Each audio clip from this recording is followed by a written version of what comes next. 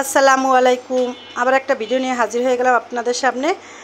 আর এখানে আমি আজকে কিছু চিংড়ি মাছ নিয়েছি কাঁঠালের বিচি পরিষ্কার করে খুবই সুন্দরভাবে আর একদম ধবধবে পরিষ্কার করে নিয়েছি। আর এখানে নিয়েছি কিছু কাঁচামরিচ ফালি আর নিয়েছি পেঁয়াজ আর এখানে নিয়েছি কচুরলতি। আজকে কাঁঠালের বিচি দিয়ে চিংড়ি মাছ দিয়ে কচুরলতি রান্না করা হবে, এই আয়োজন করা হচ্ছে এখানে। আর সব কিছু আপনাদের আগে দেখে নিলাম। এখন আমি চুলায় যাব চলে রান্না করার জন্য। এই যে আবার একটু দেখাই দিলাম সবগুলো উপকরণ, যে উপকরণগুলো আর কি লাগবে এই রান্নাটা করার জন্য, সবগুলো উপকরণ আমি একসাথে রেডি করে নিয়ে তারপরে চুলায় একটা প্যান বসাই দিয়ে সুন্দর করে গরম হওয়ার জন্য কিছুক্ষণ অপেক্ষা করতেছি। গরম হয়ে গেছে, এখন আমি তেল ঢেলে দিয়ে দিলাম। এখানে সয়াবিন তেলটা ব্যবহার করছি, যে দেখেন। আর তারপরে তেলটা গরম হয়ে গেছে, এখন আমি পেঁয়াজ কুচিগুলো ছেড়ে দিলাম। পেঁয়াজ কুচিগুলো ছেড়ে দিয়ে একটু নেড়ে ছেড়ে সুন্দর করে ভাজা করে নিচ্ছি। আর এটা হালকা বাদামি না হওয়া পর্যন্ত ভাজতে থাকবো।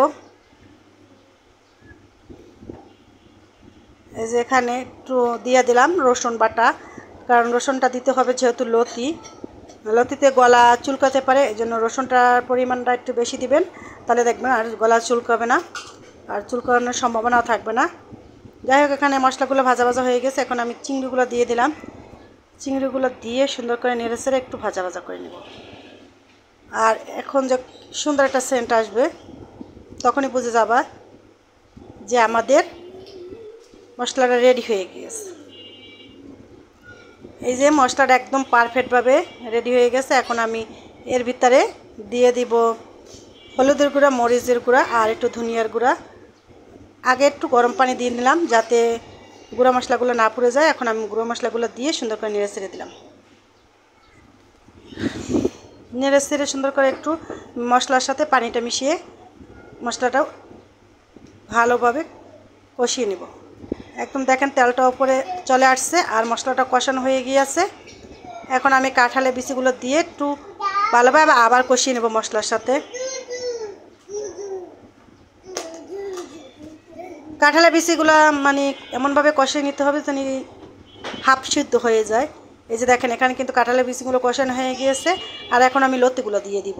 লতিগুলো অল্প একটু দিয়ে একটু নেড়ে ছেড়ে আবার অল্প কিছু দিয়ে দিব, এরকম করে দিব। এই যে নেড়ে ছেড়ে দিচ্ছি।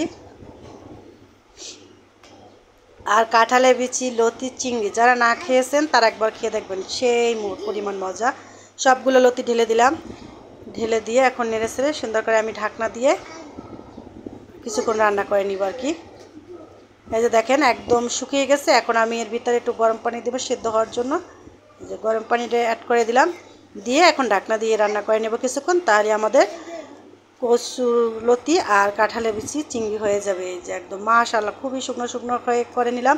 আর গরম ভাতের সাথে সেই স্বাদ।